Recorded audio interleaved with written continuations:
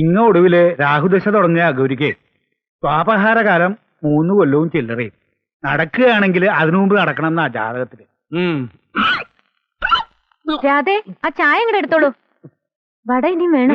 വേണ്ട കൊടുക്കണ്ട, ഗ്യാസാ. അയ്യോ ഗ്യാസോ? അല്ലേ അല്ല, ഒരു 3-4 കൂടി പോരട്ടെ. ഈ ഗ്യാസ് എന്നൊക്കെ പറയണത് വെറും തോന്നല, അതായത് മായ. വ്യക്തമായിട്ട് പറഞ്ഞാൽ മിഥ്യ. ഇംഗ്ലീഷിൽ അതെ അതെ, ഈ ഗ്യാസ് കാണാനും കഴിയില്ലല്ലോ, ശരിക്കും മായ തന്നെയാ. പക്ഷേ അനുഭവത്തിൽ അങ്ങനല്ലതായിരുന്നു. ഞാൻ ഗ്യാസിന്റെ കാര്യം പറയാനാ ഇങ്ങോട്ട് വന്നേ. അയ്യോ അല്ലേ അല്ല, നിങ്ങളോട് പറയാതെ ഞാൻ മറ്റൊരു വാക്കും കൂടെ കൊടുത്തു. നമ്മുടെ വേണുവിന്റെ കാര്യം. നന്ദഗോപാലിന്റെ അനുജത്തി അവിടുന്ന് ഇങ്ങോട്ട്, മാഷയുടെ മോള് ഇവിടുന്ന് അങ്ങോട്ട്, പൂമടത്തി തറവാട്ടുകാരുടെ നിങ്ങളുടെ ബന്ധം അങ്ങോട്ട് ഉറക്കട്ടെ. അവനോടൊന്ന് ചോദിക്കണ്ടേ? ആ കുട്ടി എന്തായാലും വേണുഗോപാൽ ഇഷ്ടപ്പെടാണ്ട് വരില്ല. പിന്നെ ഗൗരിയുടെ കല്യാണം നടക്കേണ്ടതും പ്രധാനമാണല്ലോ. അങ്ങനെ പറഞ്ഞു അയാള്. വേണുവിന്റെ കാര്യം ആദ്യം നന്ദഗോപാലൻ പറഞ്ഞത്. ഗൗരി, നിന്റെ അഭിപ്രായം എന്താ? ഇനി അവന്റെ മനസ്സിൽ എന്തെങ്കിലും ഉണ്ടാവുമോ? അങ്ങനെ എന്തെങ്കിലും ഉണ്ടെങ്കിൽ അവൻ എന്നോട് പറയാണ്ടിരിക്കില്ല, അല്ലേ രാധേ? ഞാൻ ഫോണ് ഗൗരി എടുത്തേ. ഇതൊരു ഭാഗ്യ, ഈശ്വരാധീനം എന്ന് തന്നെ പറയാം. ഒരു കുടുംബം രക്ഷപ്പെടുക. അവൻ ഇനി ഒരു മുടക്കവും പറയാണ്ടിരുന്നാ മതിയായിരുന്നു.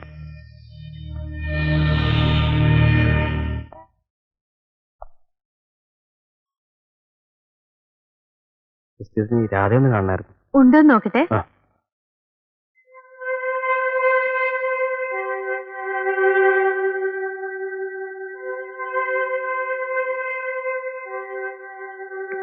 രാധ പോയി കേട്ടോ. പോയോ?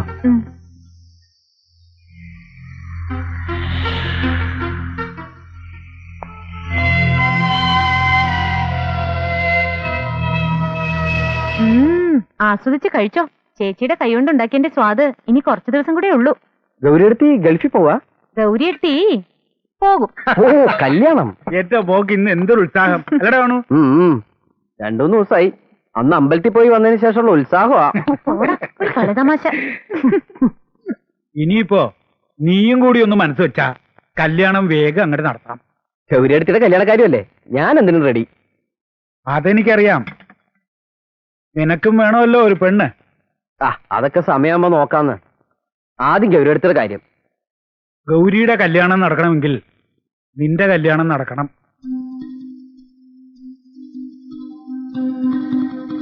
പെൺമക്കള് പുര നിറഞ്ഞു നിന്നാ അതിന്റെ വിഷമം ഒരു അച്ഛനെ അറിയൂ. എത്ര ആലോചനകൾ വന്നവക്ക്, ജാതകം ചേരാണ്ടൊക്കെ മുടങ്ങിയില്ലേ. ഗൗരിയുടെ കാര്യം ആയതുകൊണ്ട് നീ സമ്മതിക്കുമെന്ന് വെച്ച് ഞാൻ വാക്കു കൊടുത്തു. എന്ത്? നന്ദഗോപാലന്റെ അനുജത്തി മിടുക്കിയാണെന്ന് സ്വാമി മാസ്റ്റർ എന്ന് പറഞ്ഞു. നീ ഒന്ന് എന്നെ കാണണം.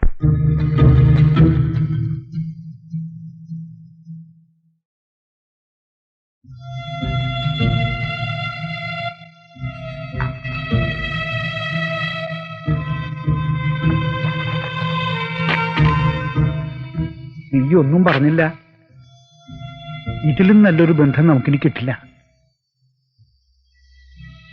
ഇങ്ങനെ പെട്ടെന്നൊരു കല്യാണം എന്നൊക്കെ പറഞ്ഞാ ഞാൻ പറഞ്ഞാൽ നീ മറുത്തു പറയില്ല എന്ന് തോന്നി. മറ്റന്നാ കുട്ടിയെ കാണാൻ ചെല്ലുമെന്ന് പറഞ്ഞു സ്വാമി മാസ്റ്ററോട്. 2 കല്യാണം ഒരുമിച്ച് നടത്തണമെന്ന് അവര് പറയുന്നത്. ഇനി ഒരു തീരുമാനമെടുക്കേണ്ടത് നീയാണ്. അച്ഛൻ ചെന്ന് കണ്ടാ മതി.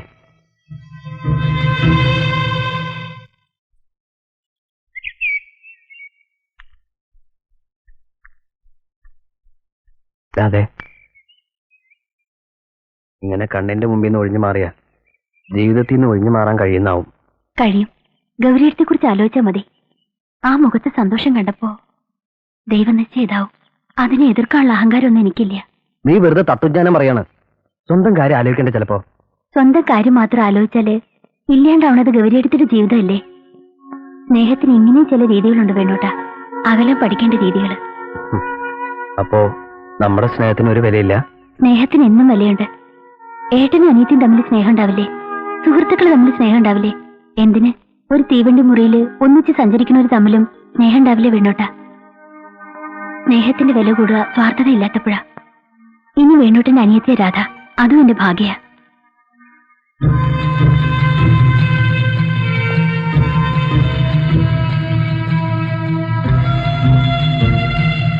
പിന്നെ ആ മഹാരാജാവ് ആ മാറിനകത്ത് പോയി. നീ ഇവിടെ ഒന്ന് കളിച്ചു നിൽക്കുക.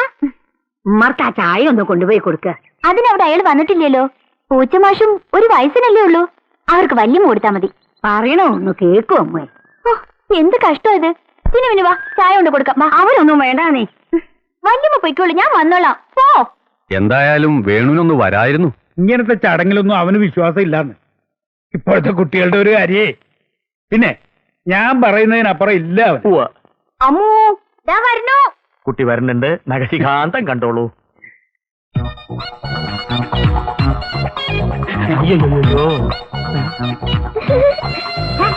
ഇതെന്താത്? അമ്മൂടെ ഞാനിവിടെ ഉണ്ട്.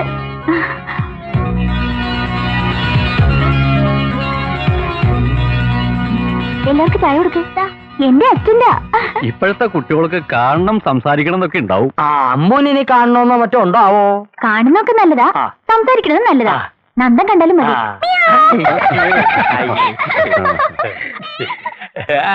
രാഘവ മാഷ് പറയണതിലും കാര്യമുണ്ട്. ജാതകത്തിൽ പ്രശ്നമുള്ളപ്പോ നന്ദന്റെ കല്യാണം ചിങ്ങത്തി അടക്കട്ടെ. അമ്മുന്റെ കല്യാണമാണ് ആദ്യം നടക്കേണ്ടത്. എനിക്കും അത് തന്നെയാ താല്പര്യം. പക്ഷെ ജ്യോത്സ്യന്മാരിങ്ങനെ പറയുമ്പോ ഒന്നല്ല 3 ആളെ കാണിച്ചു ഞാൻ. എന്നാ ചിങ്ങത്തി 2 നടത്താം. വേണുവിന് ഒരൊറ്റ നിർബന്ധമേ ഉള്ളൂ, ജോലി കിട്ടിയിട്ട് മതി കല്യാണം. അവൻ പറയണത് ശരിയാണല്ലോ. അമ്മൂന്റെ കല്യാണം ഏതായാലും ഇവിടെ വെച്ചിട്ട് തന്നെ വേണം. മാഷക്ക് മാഷിന്റെ മകളുടെ കല്യാണം അവിടെ വെച്ചിട്ട് വേണമെന്നുണ്ടാവുമല്ലോ. അതെ അതെ, എനിക്ക് ഒന്നല്ലേ ഉള്ളൂ. നന്ദന്റെ കല്യാണം ഇവിടെ വെച്ച് നടത്തണമെന്ന് നമ്മൾ നിർബന്ധം പിടിക്കണമെന്ന് ശരിയല്ല. എല്ലാരും അങ്ങനെ പറയാണെന്ന് വെച്ചാ ഞാനൊന്നുകൂടെ ആലോചിക്കട്ടെ. ആ 2 കല്യാണങ്ങൾ തമ്മില് 2-3 മാസത്തെ ഇട ഉണ്ടാവുന്നത് ഒരു കണക്കിന് നല്ലതാണ്. അത് സത്യം. അപ്പോ ഞങ്ങൾ ഇറങ്ങുക. 3-4 മാസം എന്നുള്ളത് ഇതാന്ന് പറയുമ്പോഴേക്കും അങ്ങോട്ട് പോകും. ഇവിടെ ഇപ്പൊ ഒരുക്കങ്ങൾ തുടങ്ങാറായി അല്ല? എന്താ ഒരു ആലോചന? അമ്മുവിന്റെ സൂക്കറിന്റെ കാര്യം അവരോടൊന്ന് പറയണ്ടേ? അതിനിപ്പോ അവളൊക്കെ എന്താ ഒരു സൂക്കട് ഉള്ളത്? ഗുളിക കഴിക്കണ കാര്യമാണോ? 4 കൊല്ലം കഴിച്ചാൽ മാറുന്നല്ലേ ഡോക്ടർ പറഞ്ഞേ. ഇനി 2-3 മാസം കൂടി കല്യാണം ആവുമ്പോഴേക്കും മുഴുവനും മാറും. അതൊക്കെ ശരി തന്നെ. എന്നാലും ഒരെന്നാലും ഇല്ല. നമ്മൾ നുണയൊന്നും പറയുന്നില്ലല്ലോ. മുത്തിരിക്കാട്ടില് സീതയുടെ സ്ഥിതി എന്തായിരുന്നു? എന്നിട്ട് ഇപ്പോഴോ കുട്ടികൾ 3 വല്ല തകരാറുണ്ടോ? നേരത്തെ പറഞ്ഞു എന്ന് വെച്ചാല് എനിക്കൊരു സമാധാനാവും. അല്ല, ഞാനൊന്ന് ചോദിച്ചോട്ടെ. എന്താണാവോ? ഇപ്പൊ ഇല്ലാത്ത ഈ സൂക്കിനെ പറ്റി എന്തിനാ ഈ വെറുതെ പറയണത്? അത് പറഞ്ഞിട്ട് ഈ ആലോചന വെറുതെ മുടക്കണോ? മുടങ്ങുമെന്ന് വെച്ചാൽ മുടങ്ങട്ടെ. നമ്മൾ പറഞ്ഞു പറ്റിച്ചു നാളെ പറയാൻ ഇടവരരുത്. എന്താ ദൈവം സഹായിച്ച അവൾക്ക് ഒരു അസുഖവും. എല്ലാരും കൂടി പറഞ്ഞുണ്ടാക്കാൻ ഞാൻ മതി.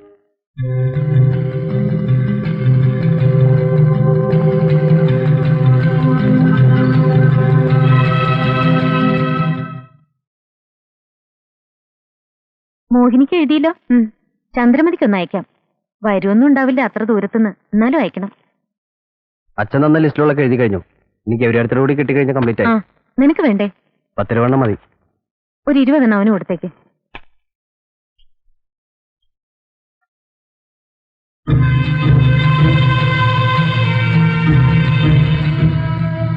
ഇവന്റെ പെണ്ണിനെ കാണാൻ തിരക്കായി എനിക്ക്.